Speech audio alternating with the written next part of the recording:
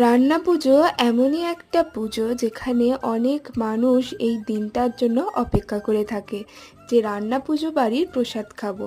আমিও কিন্তু তাদের মধ্যে থেকে একজন যে ওয়েট করে থাকি রান্না পুজো বাড়ির জন্য।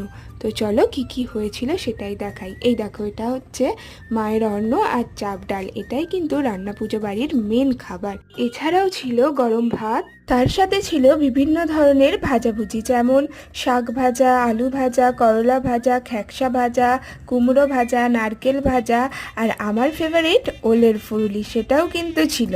তারপরেই ছিল গরম গরম ডাল, পোস্ত, মাছের কারি, আর আমার ফেভারিট ইলিশ মাছের ভাপা।